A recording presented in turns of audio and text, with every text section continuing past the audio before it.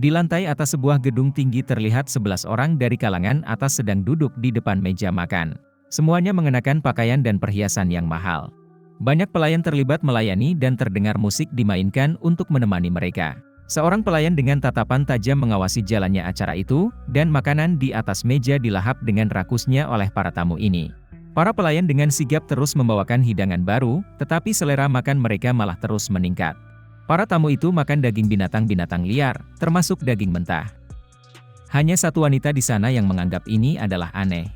Dia melihat sekeliling dengan tidak mengerti dan ragu-ragu untuk makan. Segera lantai papan di bawah meja tidak dapat menahan berat meja itu dan mulai berderit.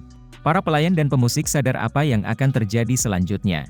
Tak lama kemudian, lantai dengan meja dan semua tamu ambruk ke lantai di bawah dengan retakan yang mengerikan. Namun petugasnya justru sama sekali tidak terkejut. Pimpinan pelayan itu membuat beberapa catatan di bukunya dan kemudian memberitahu sekarang mereka lanjut ke lantai berikutnya. Para pemusik mengambil alat musiknya dan dengan cepat membawanya ke lantai bawah.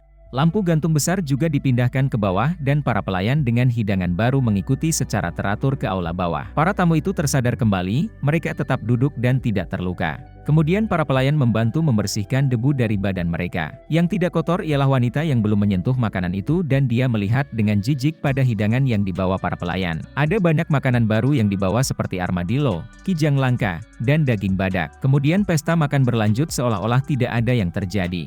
Musik klasik yang indah dimainkan lagi, dan para tamu memakan hidangan dengan lahapnya. Wanita itu mencoba menolak saat ditawarkan hidangan baru itu padanya. Pelayan itu melihat ke pimpinan dan secara paksa menaruh sosis di atas piring. Segera sejarah terulang kembali, lantai tidak bisa menahan beban, lalu meja dengan para tamu terjatuh ke bawah. Pimpinan lalu menyebut lantai berikutnya, tetapi bahkan sebelum para petugas tiba, meja itu jatuh lagi. Hal yang sama terjadi beberapa kali sampai meja itu akhirnya berhenti di salah satu lantai. Para petugas itu mencurigai bahwa meja akan jatuh lagi, jadi mereka menunggu para tamu di lantai bawah. Kelompok tamu itu kelihatan kotor dan penuh dengan debu. Namun hal ini tidak menghalangi mereka melihat satu sama lain dan dengan rakus melanjutkan makan. Salah satu dari para tamu itu duduk tak bergerak di kursi dengan selang makanan buatan di mulutnya. Yang lain tidak memperhatikannya dan terus melahap untuk diri mereka sendiri walaupun lantainya berderit keras. Wanita yang belum makan apapun sejauh ini terlihat ketakutan dan air mata mengalir di pipinya. Kemudian tatapan dingin dari seorang jenderal menakuti wanita itu, dan akhirnya dia ikut makan juga. Perilaku mereka terlihat sudah berubah dan tidak ada lagi namanya kesopanan dan kehormatan. Mereka terus-menerus tersedak dan batuk, mencuri makanan dari masing-masing piring orang lain dengan tertawa menjijikkan. Lantai di bawah mereka retak dan jatuh lagi, tapi sekarang meja itu jatuh semakin jauh ke bawah dan tidak berhenti di salah satu lantai.